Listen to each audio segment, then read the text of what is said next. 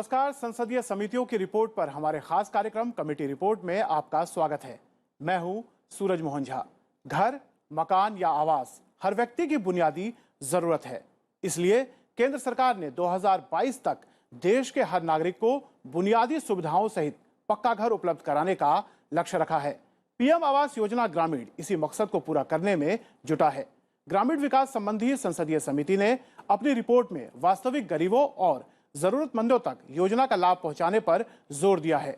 अप्रैल 2016 में योजना की शुरुआत के बाद से ही इस दिशा में महत्वपूर्ण प्रगति हुई है। पहले चरण में 1 करोड़ घरों के निर्माण का लक्ष्य था। इनमें से 93% से ज्यादा घर बन चुके हैं, जबकि दूसरे चरण में 1 करोड़ 95 लाख आवासों का निर्माण का लक्ष्य है। समिति ने न सिर्फ योजना के सभी पहलुओं की समीक्षा की, बल्कि इसके प्रभावी क्रियान्वयन के लिए महत्वपूर्ण सुझाव भी दिए हैं।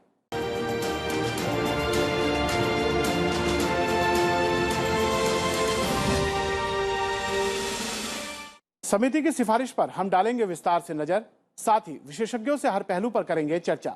यह भी जानेंगे कि कब पूरा होगा हर नागरिक को अपने घर का सपना। इस महत्वपूर्ण विषय पर चर्चा के लिए हमारे साथ जुड़ रहे हैं ग्रामीण विकास मंत्रालय के सचिव नागेंद्र नाथ सिन्हा। सर, आपका स्वागत है। और हमारे साथ जुड़ रहे हैं मनोज कुमार सिंह, आप अतिरिक्त मुख्य सचिव हैं ग्रामीण विकास विभाग उत्तर प्रदेश सरकार में। मनोज जी, आपका भी स्वागत है। आप दोनों का कार्यक्रम में स्वागत है। चर्चा शुरू करने से पहले हम आपको बता दें कि ग्रामीण विकास संबंधी स्थायी समिति की जिस रिपोर्ट की आज हम बात करने जा रहे हैं, उसे मानसून सत्र के दौरान संसद में पेश किया गया। समिति ने प्रधानमंत्री आवास योजना ग्रामीण की विस्तृत पड़ताल की। समिति ने योजना के निर्धारित लक्ष्यों को पूरा करने में आ रही परेशानियों के समाधान के लिए कई अहम सिफारिशें भी की हैं। मेरे नाम के सन्मुख तथा सूचीबद्ध ग्रामीण विकास संबंधी स्थायी समिति का 16वां, 17वां, 18वां और 19वां प्रतिवेदन हिंदी और अंग्रेजी संस्करण प्रस्तुत करता हूं। 5 अगस्त को संसद के मॉनसून सत्र में प्रधानमंत्री आवास योजना ग्रामीण से संबंधित अपने रिपोर्ट में ग्रामीण विकास संबंधी स्थायी समिति ने पाया कि गरीब ग्रामीण आबादी की सामाजिक और वित्तीय स्थितियों में सुधार करने के लिए प्रधानमंत्री आवास योजना ग्रामीण के माध्यम से शुरू किए गए प्रयास सही दिशा में उठाए गए कदम हैं। समिति ने सिफारिश की है कि मंत्रालय प्रधानमंत्री आवास योजना ग्रामीण के तहत लाभार्थी के चयन के लिए लचीला रुख अपनाते हुए प्रखंड विकास अधिकारियों की जवाबदेही भी तय करें। साल 2022 तक सभी के लिए घर लक्ष्य को पूरा करने के लिए समिति ने सिफारिश की है कि मैदानी और पर्वतीय दोनों क्षेत्रों में सहायता लागत में 10,000 रुपए की बढ़ोतरी करनी चाहिए। साथ ही समिति ने यह भी सिफारिश की है कि सभी राज्यों में इस योजना को सफल बनाने के लिए राज्य योजनाओं के साथ विलय के माध्यम से इकाई सहायता को बढ़ाने के लिए अतिरिक्त संसाधन जुटाए जाएं। भूमिहीन लाभार्थियों को जमीन उपलब्ध कराने के केंद्र सरकार के प्रयासों की समिति ने सराहना की। साथ में सुझाव दिया कि ग्रामीण विकास मंत्रालय भूमिहीन लाभार्थियों को भूमि के वितरण के लिए तंत्र को और बेहतर बनाए ताकि गरीबों के लिए मकान निर्माण हेतु भूमिहीनता मामले पर प्राथमिकता से विचार किया जा सके। लाभार्थियों के लिए त्रुटि रहित भुगतान प्रणाली बनाने का सुझाव भी समिति ने मंत्रालय को दिया। संसदीय समिति ने प्रधानमंत्री आवास योजना ग्रामीण के लाभार्थियों के कल्याण के लिए स्वच्छ भारत मिशन के साथ तालमेल के तहत शौचालयों के निर्माण को पानी के कनेक्शन की व्यवस्था के साथ चालू करने का भी सुझाव दिया है। ग्रामीण विकास संबंधी स्थायी समिति ने अपनी कई अहम सिफारिशें प्रधानमंत्री आवास योजना ग्रामीण को लेकर दी है। हम चर्चा को आगे बढ़ाते हैं और नागेंद्र नाथ सिन्हा जी से पूछते हैं। सर, मैं आपसे जानना चाहूंगा, जो लक्ष्य हमने रखा है 2022 तक देश में हर व्यक्ति का अपना आवास होगा, अपना घर होगा, उस लक्ष्य को पाने की दिशा में हम कितना आगे बढ़े हैं? देखिए, कुल मिलाकर आज तक लगभग 2 करोड़ 2 लाख लोगों के आवासों की स्वीकृति दे दी गई है और उसके विरुद्ध लगभग 1 करोड़ 55 लाख आवासों का निर्माण हो गया है। पर मैं आपके सामने सिर्फ चर्चा कर रहा हूँ प्रधानमंत्री आवास योजना ग्रामीण, जो वर्ष 2016 में प्रारंभ की गई थी। और इसके साथ साथ जो वर्ष 2014 या उसके पहले से जो भी इंदिरा आवास योजना नाम की योजना चली आ रही थी, उसके तहत भी अगर आप देखेंगे तो लगभग 73 लाख आवासों का निर्माण हुआ है। तो कुल मिला के आज के दिन अगर हम पिछले 7 सालों का लेखा जोखा लें तो कुल मिला के 2,28,00,000 आवासों का निर्माण हुआ है। और अभी जैसा कि आपने चर्चा की कि 2,95,00,000 आवासों का निर्माण प्रधानमंत्री आवास योजना ग्रामीण के अंतर्गत करना है। और अगर हम जितनों की स्वीकृति दे चुके हैं तो उसमें से हम घटा दें तो लगभग हमें करीब 90 लाख आवासों की अतिरिक्त स्वीकृति देनी है और उन पर निर्माण कार्य प्रारंभ करना है। देश के आबादी के लिहाज से सबसे बड़े सूबे का प्रतिनिधित्व कर रहे हैं और वहां पर एक बहुत बड़ी आबादी जो है वो भूमिहीन लोगों की थी। तो वहां पर प्रधानमंत्री आवास योजना ग्रामीण को क्रियान्वित करना अपने आप में एक बहुत बड़ा चुनौती का काम था। जिस तरह 2 चरणों में ग्रामीण आबादी को अपना घर देने का लक्ष्य रखा गया, उस दिशा में उत्तर प्रदेश में किस तरह काम हुआ है? जी, उत्तर प्रदेश में पिछले 4 सालों में लगभग 26 लाख परिवारों के घर स्वीकृत किए गए हैं और इसमें जो पहली सूची थी जिसे हम सेक्स सूची कहते हैं, सोशियो इकोनॉमिक सेंसस, उसमें 14.5 लाख लोग पात्र थे घर के लिए। उन सभी 14.5 लाख लोगों का घर बनाया जा चुका है। नई सूची जो बनाई गई थी पात्र लोगों की, उसके हम आवास प्लस कहते हैं। उसमें लगभग 11.5 लाख लोगों के घर स्वीकृत किए जा चुके हैं और काफी तेजी से इस दिशा में काम चल रहा है। अभी हमारी जो आवास प्लस की सूची है उस पर लगभग 18 लाख और पात्र परिवार हैं जिन्हें हमें 2022 तक आवास स्वीकृत करके और इनका घर बनाना है। 2022 तक लक्ष्य है देश में सभी को आवास देने का। ऐसी स्थिति में उसे चिंता जाहिर की है कि जो प्रगति अभी चल रही है उसमें क्या हम इस लक्ष्य की पूर्ति कर सकते हैं? जो हमने 2016 में जिन लोगों को लेके इस कार्यक्रम को प्रारंभ किया था उसमें 2,95,00,000 लोग उस सूची में थे और उसमें कई लोगों ने घर का निर्माण कर लिया, कई लोगों वहाँ से माइग्रेट कर गए या कई लोग ऐसे हैं जिनके परिवारों का भी अता पता नहीं चलता है। तो वैसे सभी लोगों को आवास स्वीकृत कर दिए जाएंगे और उनका निर्माण भी पूरा हो जाएगा। जो आवास प्लस की सूची बनी है वे वैसे लोगों की सूची है जिनका दावा था कि उन्हें जो सोशियो इकोनॉमिक कास्ट सेंसस 2011 में किया गया उसमें उन्हें शामिल किसी कारणवश नहीं किया जा सका। तो वैसे सभी लोगों के आवासों की स्वीकृति कर दी जाएगी। निर्माण कार्य ऑफ कोर्स उसके बाद तक चलेगा और इसका एक बहुत बड़ा कारण ये भी है कि जो जिस तरह की निधि की इसमें आवश्यकता है उस तरह की निधि को उपलब्ध कराने में कई राज्य सरकारों को काफ़ी तकलीफें हो रही हैं। तो थोड़ा समय ज़्यादा लग सकता है, लेकिन ये सारे आवास उस समय तक स्वीकृत कर दिए जाएंगे और निर्माण कार्य राज्यों में निधि की उपलब्धता के अनुसार चलेगा। हमें आशा है कि लगभग 2022 से लगभग 1-1.25 साल का अतिरिक्त समय और लग सकता है और उस बीच में हम पूरा कर लेंगे। मनोज जी, यहाँ पे नागेंद्र जी ने जो धन की कमी का जिक्र किया है कि राज्य सरकारें धन की कमी से जूझ रही हैं, इसलिए जो निर्धारित लक्ष्य है उसमें शायद थोड़ा समय लगेगा और 1-1.25 साल जैसे वो बता रहे हैं कि जो लक्ष्य सभी को आवास देने का है उसमें लग सकता है। तो चूंकि आप उत्तर प्रदेश से आते हैं, एक बड़ा सूबा है आबादी के लिहाज से, तो किस तरह की चुनौती राज्य झेल रहे हैं? देखिए, उत्तर प्रदेश में आवासीय योजना के लिए पैसा उपलब्ध कराने में कोई दिक्कत नहीं है और पूरे देश में सबसे पहले स्थान पे उत्तर प्रदेश चल रहा है। वो घर सैंक्शन करना हो या घरों को तेज रफ्तार से पूरा करना हो। मैं आपको 2-3 चीजें बताना चाहूंगा जो इस प्रधानमंत्री आवास योजना को पहले की आवासीय योजनाओं से अलग करती है। उसमें एक ये यूनिवर्सलाइजेशन का जो कॉन्सेप्ट है कि हर गरीब परिवार का जिसके पास कच्चा घर है उसका हम पक्का घर बनाएंगे। ये यूनिवर्सलाइजेशन इसको पहले की योजनाओं से अलग करता है और इसके कई बेनिफिट्स हैं। बेनिफिट एक ये है कि हमने सबको ये एश्योर कर दिया है कि जिसका कच्चा घर है उसका पक्का घर बनाया जाएगा, तो उसमें आपस में आपाधापी या भागदौड़ नहीं है एक दूसरे बेनिफिशियरी। दूसरा, इसकी खूबी है टाइमलाइन का, कि वो टाइमलाइन हमने 2022 तक डाल रखा है। ये भी एक लोगों को एश्योर करता है कि चलिए अभी नहीं तो अगले महीने या उसके अगले महीने हमारा घर बनेगा और प्रदेश सरकार उसी तरह से इसमें तैयारी कर रही है। लेकिन आपको एक चीज और मैं बताना चाहूंगा कि परिवार बढ़ते भी जाते हैं। यानी एक पिता के 3-4 पुत्र हैं, एक साथ रह रहे हैं, लेकिन अगले 6 महीने में, साल भर में वो अलग-अलग भी हो सकते हैं। तो इस तरह नए पात्र लोगों की सूची भी आ सकती है। अहम पहलू मैं जानना चाहूंगा आपसे। हमने देखा कि आज़ादी के बाद से गरीबों और भूमिहीन लोगों को आवास मिले, इसके लिए सतत प्रयास किए गए। 1957 में हमने देखा जो ग्राम आवास योजना बनाई गई।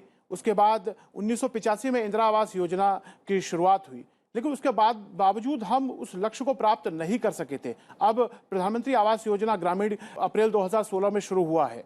तो किस तरह से पुरानी योजनाओं से इसमें फर्क है और हम जो चुनौती है उसे पूरा कर रहे हैं? पहले की योजनाएं जो थी वो सभी पात्र लोगों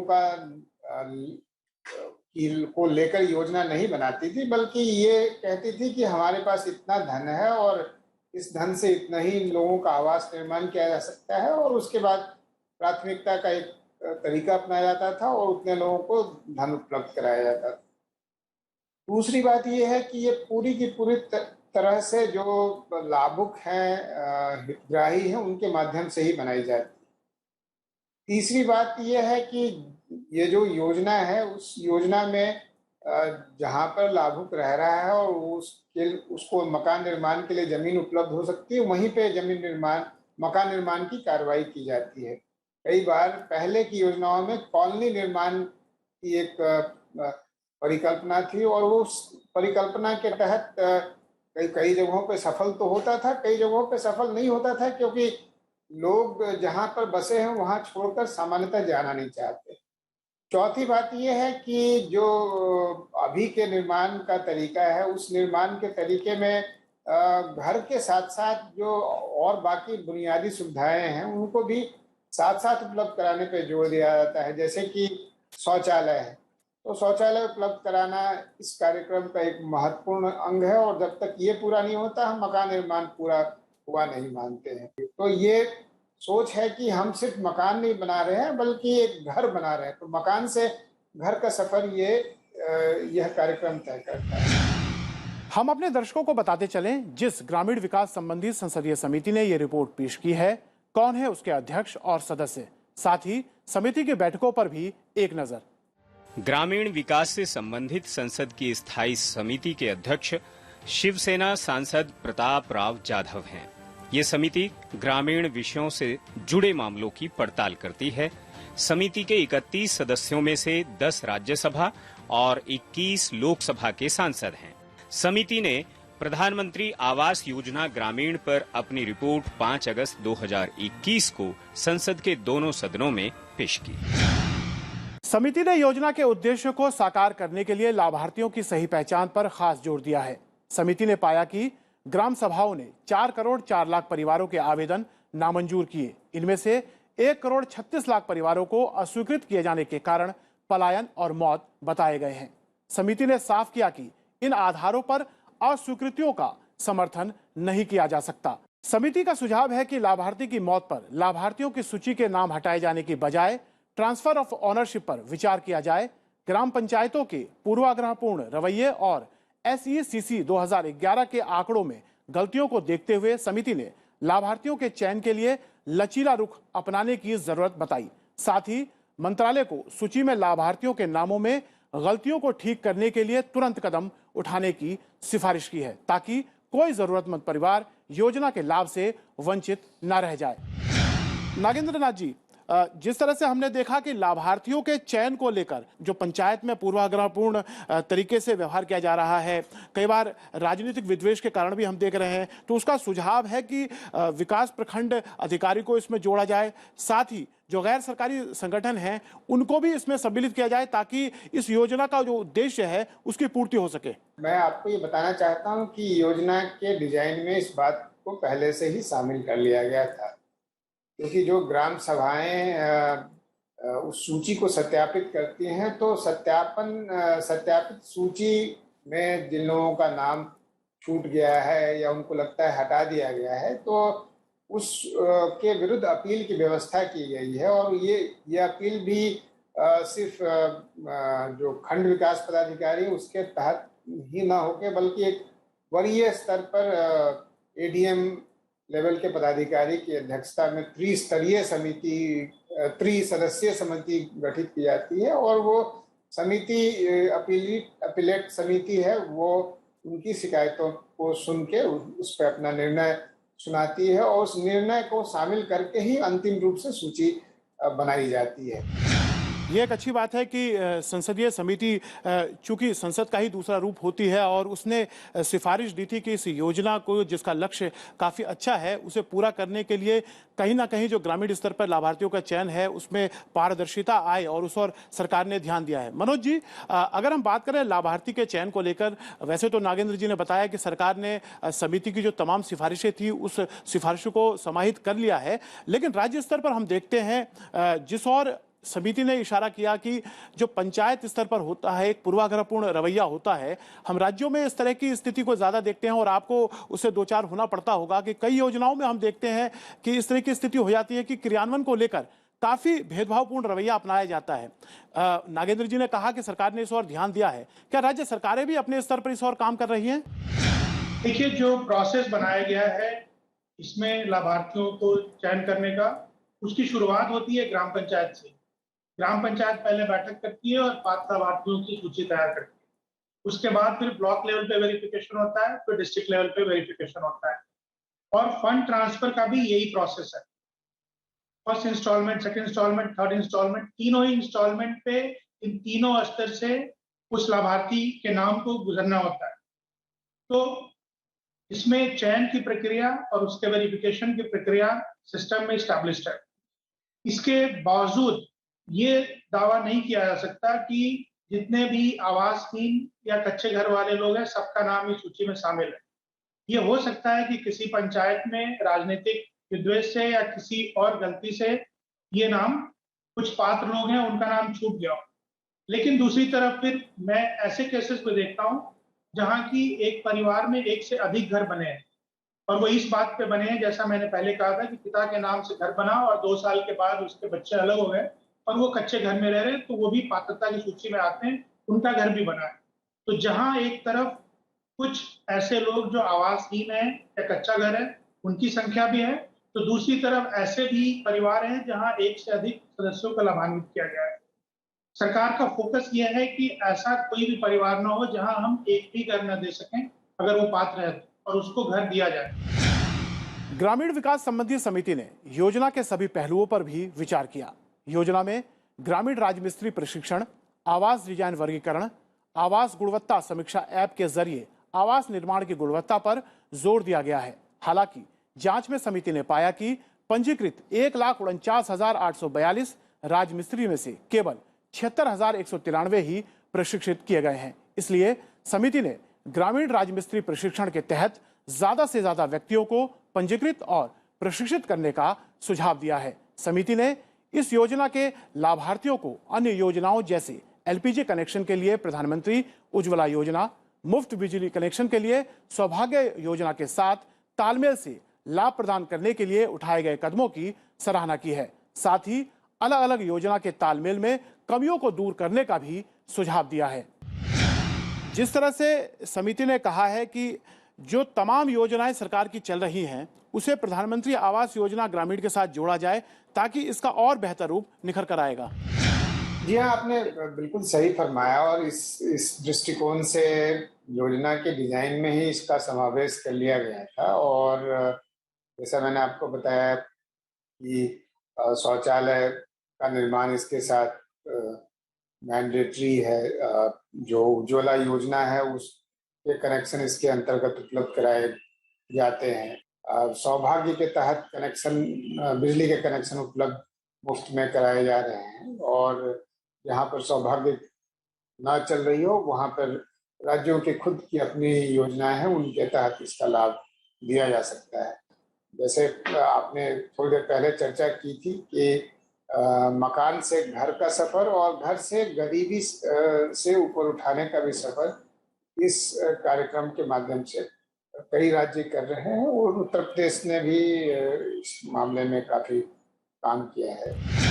प्रधानमंत्री आवास योजना ग्रामीण के तहत ग्रामीणों को मकान मिले, साथ में वहां पे लोगों को, स्थानीय लोगों को रोजगार भी मिले और वहीं के स्थानीय लोगों को ट्रेन करके राजमिस्त्री बनाया जाए और इस योजना के साथ जोड़ा जाए। एक अच्छा जो कदम था और संसदीय समिति ने भी उसकी सराहना की। लेकिन समिति ने एक चिंता जाहिर की है कि जिस गति से राजमिस्त्रियों का प्रशिक्षण होना चाहिए था उस संख्या में हुआ नहीं है। ये बात सही है कि जितनी संख्या में योजना के प्रारंभ में लोगों राजमिस्त्रियों के प्रशिक्षण की परिकल्पना की गई थी उतनी संख्या में तो नहीं हुई है, लेकिन काफी बड़ी संख्या राजमिस्त्रियों के प्रशिक्षण कराने का काम कराया गया है और हम लोग अभी भी इस कार्य पे लगे हुए हैं। पर यह भी ध्यान रखना होगा कि कोरोना के काल में काफी लोग लौटे हैं, तो इसके कारण ग्रामीण इलाकों में भी राजमिस्त्रियों की काफी संख्या अब हो गई है। तो ऐसा नहीं है कि राजमिस्त्रियों के अभाव में योजनाओं का कार्य बाधित है। मैं आपको बता दूं कि पिछले साल भी यद्यपि कोविड का समय था, लेकिन करीब करीब 34 लाख आवासों का निर्माण पूरा किया गया और इस साल भी यद्यपि कि 5 महीने ही व्यतीत हुए हैं, पर अभी 17.5 लाख आवासों का निर्माण पूर्ण कर लिया गया है। तो राज्यों ने किस तरह से कदम उठाए हैं प्रधानमंत्री आवास योजना ग्रामीण के तहत मकान बनाने के साथ साथ राजमिस्त्री प्रशिक्षण को लेकर? देखिए, राजमिस्त्रियों का प्रशिक्षण प्रधानमंत्री आवास योजना के क्रम में हुआ है और इसके साथ ही स्वच्छ भारत मिशन में भी शौचालय निर्माण में भी बहुत बड़ी संख्या में मेसन्स का ट्रेनिंग किया गया है। तो जैसा कि सचिव साहब कह रहे थे, मेसन कोई एक ऐसा लिमिटिंग फैक्टर नहीं है जिसकी वजह से मकान बनाने की रफ्तार पे कोई असर पड़ रहा हो। पर्याप्त संख्या में लोग उपलब्ध हैं तो इस काम को करते हैं। और आप जानते हैं कि ज्यादातर मेसन हिंदुस्तान में एक दूसरे के साथ काम करके ही सीखते हैं। वो फॉर्मल ट्रेनिंग इंस्टीट्यूट्स में ऐसा ट्रेनिंग के बाद ही मेसन बने, ऐसा बहुत कम होता है। बिल्कुल, ये एक अच्छी बात इन्होंने कही कि प्रधानमंत्री आवास योजना ग्रामीण के तहत ही नहीं राजमिस्त्रियों को प्रशिक्षण दिया जा रहा है, बल्कि कई चरणों में काम हो रहा है। ग्रामीण विकास संबंधी समिति ने 2022 तक योजना के लक्ष्यों को पूरा करने में आने वाली चुनौतियों का सामना करने के लिए अपनाई जाने वाली रणनीति का भी विश्लेषण किया। समिति ने भूमिहीन लोगों को जमीन उपलब्ध कराने के लिए उच्च स्तर पर तेजी से उठाए जा रहे कदमों की सराहना की है, लेकिन इन प्रयासों के बावजूद 65% से ज्यादा लाभार्थियों को अभी भी जमीन दिया जाना बाकी है। वित्तीय प्रगति की बात करें तो योजना के लिए वित्तीय संसाधनों की उपलब्धता के लिए किए गए प्रयास 2022 तक सभी के लिए आवास उपलब्ध कराने की सरकार की प्रतिबद्धता दर्शाते हैं। वास्तविक प्रगति के आंकड़ों पर नजर डालें तो पहले चरण में करीब 1 करोड़ घरों के निर्माण का लक्ष्य था। इनमें से 93% से ज्यादा घर बन चुके हैं, जबकि दूसरे चरण में 61,95,621 आवासों का निर्माण किया जा चुका है। इस तरह अगस्त 2021 तक दोनों चरणों को मिलाकर देखें तो 58% से ज्यादा घरों का निर्माण पूरा हो चुका है। इस तरह से समिति ने सराहना की है जो 2022 तक सभी को आवास देने की बात कही गई है, भूमिहीन लोगों की पहचान की जा रही है, उन्हें जमीन दी जा रही है, लेकिन जिस गति से दिया जाना है, समिति ने चिंता जाहिर की है कि क्या हम 2022 तक इस लक्ष्य की पूर्ति कर सकते हैं। आज के दिन में जमीनों का मिलना एक बहुत ही कठिन कार्य हो गया है, क्योंकि पिछले 70-75 सालों में जितनी भी सरकारी जमीनें थी उन सभी जमीनों को गरीबों को अलग अलग समय पे वो जमीनें बांट दी गई हैं और आज के दिन ऐसी खाली जमीन नहीं है जिसको कि लोगों को घर बनाने के लिए आवंटित किया जा सके। अभी ये जरूर संभव है कि लोग इसके लिए जमीन अर्जित की जाए और उसके बाद लोगों को निर्माण के लिए उपलब्ध कराया जाए। तो कई राज्य सरकारों को जब हम लोगों ने ये अप्रोच किया कि जमीन की उपलब्धता एक समस्या के रूप में आ रही है, तो उन्होंने अपनी अलग सी योजनाएं बनाई हैं और उन योजनाओं के माध्यम से वो राशि उपलब्ध करा रहे हैं। जमीन का मामला ही इतना कठिन है कि तुरंत समाधान होना बहुत ही चैलेंजिंग टास्क है और मुझे लगता है कि अगर राज्य सरकारें इस पर लगी नहीं और संसद का ध्यान इस पे पहले से है, तो सांसद भी इस पे राज्यों से लगातार बातचीत करते रहें तो ये समस्या भी कुछ समय में निपट जाएगी और जो बिल्कुल भूमिहीन आवासहीन हैं उन सभी लोगों के आवास के निर्माण की दिशा में कार्रवाई की जा सकती है। इस योजना के क्रियान्वयन के लिए जो भूमिहीन लोग हैं उनके लिए भूमि का प्रबंध करना अपने आप में एक काफी चुनौतीपूर्ण कार्य है, वो तब जब देश की एक बड़ी आबादी है और जमीन का अभाव है। अगर मैं बात करूं उत्तर प्रदेश की, तो किस तरह से आप लोग इस ओर कदम उठा रहे हैं? उत्तर प्रदेश में मुझे आपको ये बताते हुए खुशी है कि हर परिवार जिसको प्रधानमंत्री आवास योजना के तहत आवास स्वीकृत किया गया है, उसके पास या तो जमीन उपलब्ध है या सरकार ने जमीन उपलब्ध करा दी गई है। जैसा सचिव साहब बता रहे थे कि 2 लाख परिवार हैं जिनके पास जमीन नहीं है। इस 2 लाख में उत्तर प्रदेश की संख्या 0 है।